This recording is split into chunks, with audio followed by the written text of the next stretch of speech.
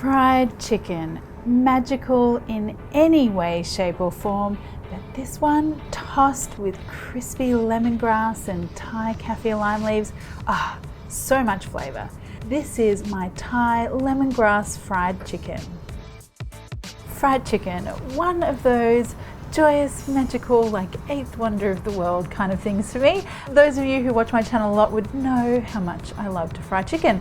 This one has such a beautiful hit of fragrance and flavour with all the extra bits and pieces we're going to add. So let's get down to the bits and pieces first of all. The lemongrass, we're going to do a very special thing with the lemongrass here. So take two quite large stalks, just trim off that end. And then I just want some little battens of the lemongrass. And now we are going to make what I call lemongrass fluff. You'll see, it'll work out.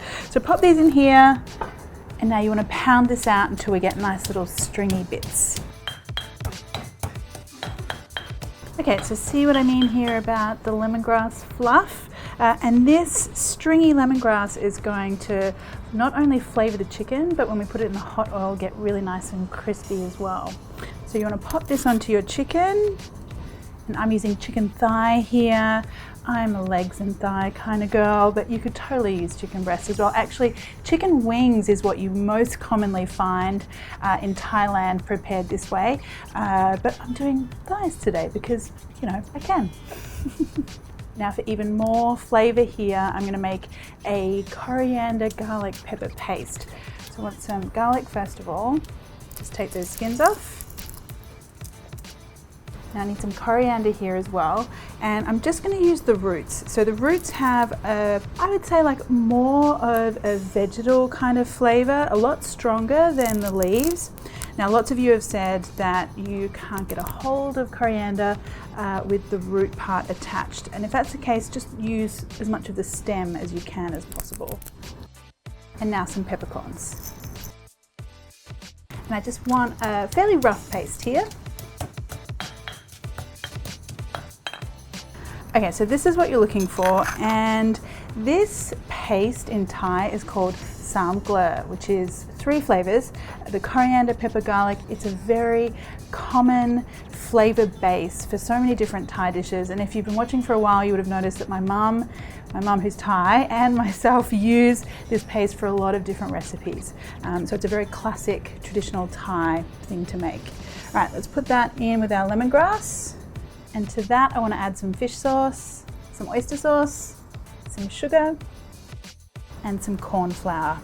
That's corn starch if you're in the USA. I get a lot of you asking me about the difference between corn flour and corn starch. They're the same thing, just different names. Okay, you're going to need to get your hands dirty here. Really get in there and give that mixture a good massage. Kind of separate out the lemongrass fluff and get it really stuck to all those pieces of chicken.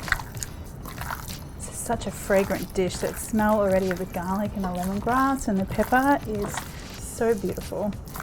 Now I like to leave this for at least 20 minutes, an hour, 2 hours is really good, but 20 minutes will do it a pinch. So while we're patiently waiting for that chicken to do its thing, I'm going to slice up some kaffir lime leaves. Now this one is totally optional. I know not all of you can get a hold of kaffir lime leaves very easily.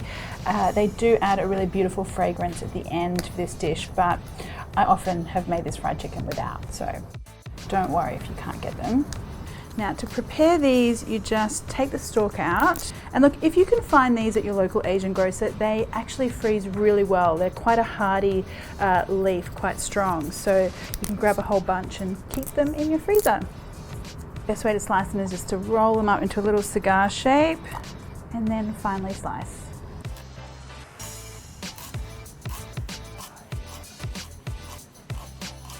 Okay, so here we are at my favourite part.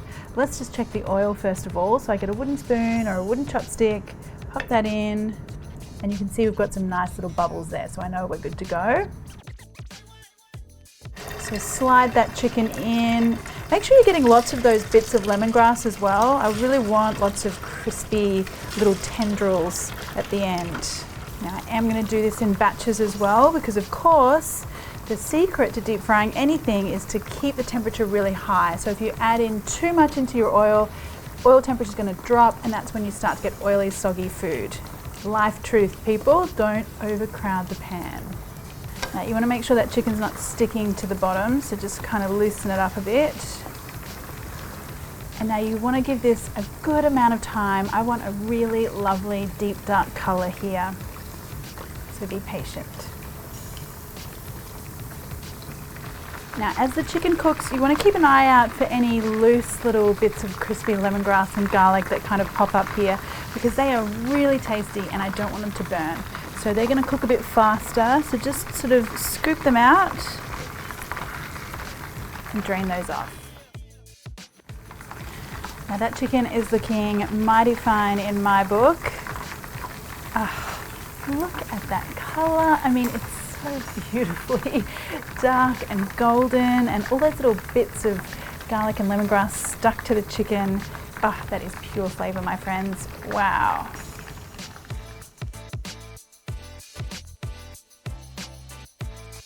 Now you just want to do one last little bit of tinkering here. So I want to get my chicken into a large bowl. Now don't forget to get all your little bits of lemongrass in there, because if you have a look, the lemongrass has gotten really nice and crispy in that oil, and it's really beautiful to eat. Oh yum, that's such a beautiful pop of lemony flavor. And I'm going to hit that with our sliced kaffir lime leaves, and the heat, because that chicken's still warm, and the kaffir lime leaves and that crispy lemongrass, all going to make friends in there and become beautifully fragrant. Now let's just see and make sure that I've done a good job for you guys.